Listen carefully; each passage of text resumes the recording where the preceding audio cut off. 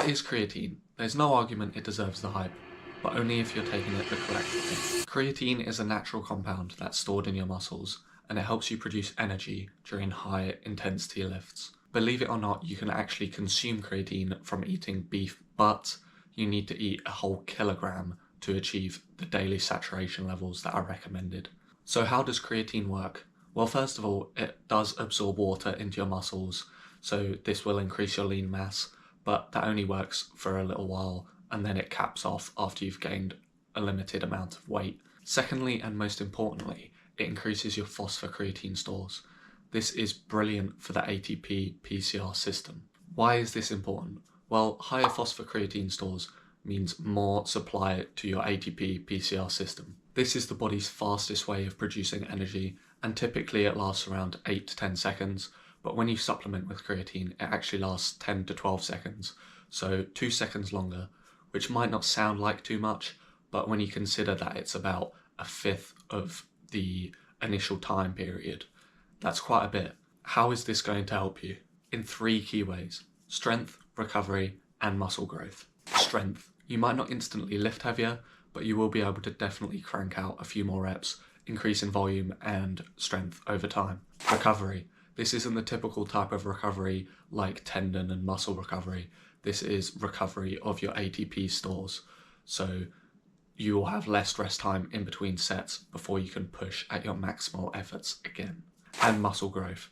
So your ability to increase your reps is obviously going to help with hypertrophy, and drawing water into the muscles is going to help increase your lean mass. Creatine isn't actually just for gym bros either.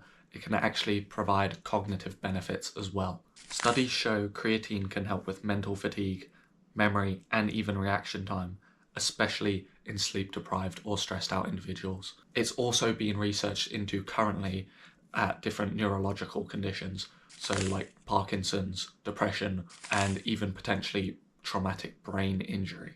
So yeah, creatine might help you live better, not just lift better. These cognitive benefits will require a higher dose though, not the typical 3 to 5 grams, probably something about 20 grams.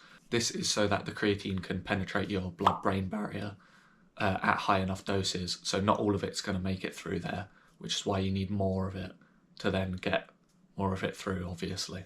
Let's talk about types of creatines, because supplement companies love to overcomplicate this, and I'm not trying to sell you anything. You've probably seen things like creatine HCl, or, you know, hydrolyzed creatine, this and that, all the bullshit that there is out there. And then obviously you have standard creatine monohydrate. The truth is that all of these more expensive versions, they might have claims that they're better, but honestly, there's not enough research put into them. They haven't been out for long enough, and they're expensive. So what's the point in getting them when all the research that has been done on creatine monohydrate shows that it clearly works very, very effectively, and that it's most likely the best one out there, plus it's the cheapest one out there. So how do you actually take creatine? Well, there's 2 main options. The first one is having a loading phase, and the second one is no loading phase. Let's cover the loading phase first. So this would be taking about 7 grams of creatine every day for about 5 days, and then going back to normal doses. Why would you want to do this? Well, creatine actually has to build up in your body. So one dose isn't just going to be it and then it works. You need to take it over a period of time till you're fully saturated. This loading is basically going to make you get to that saturation faster. Why would you want to do this?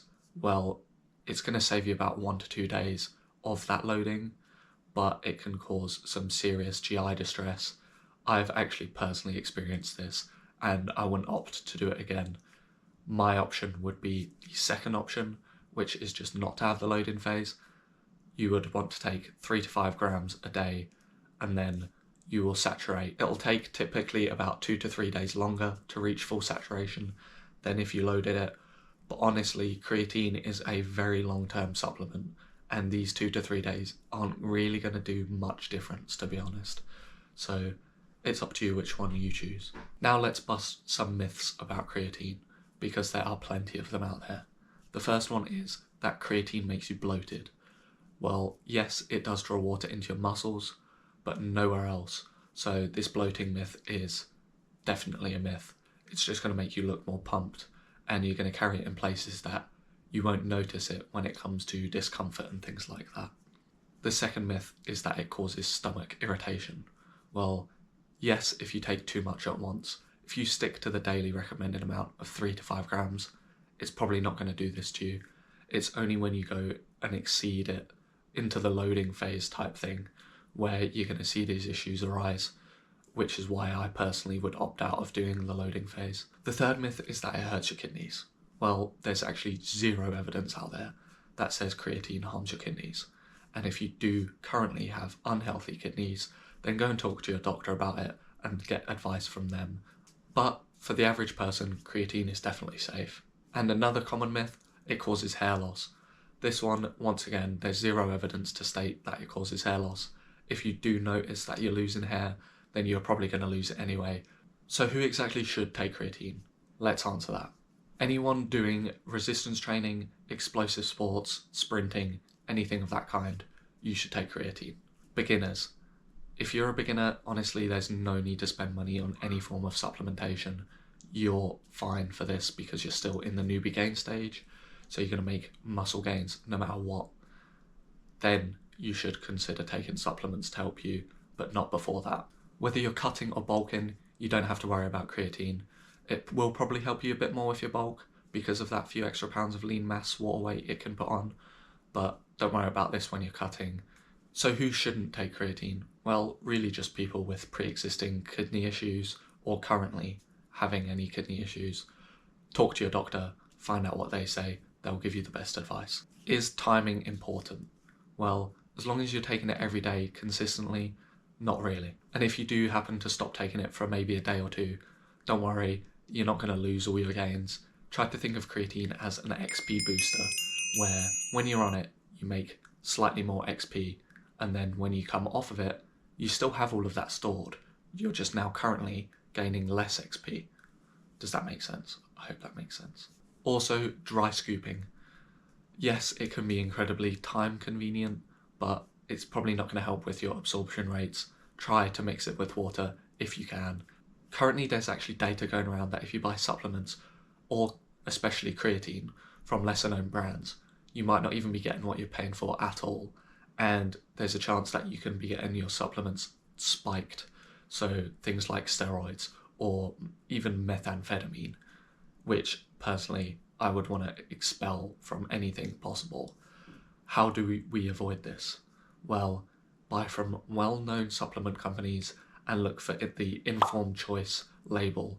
If you have decided that creatine is for you, then the take-home message would be to take 3 to 5 grams, depending on your weight, of creatine monohydrate every single day, but don't worry if you miss a day. Any questions? Comment them below, and if you have learned something, then leave a like and subscribe. Peace out.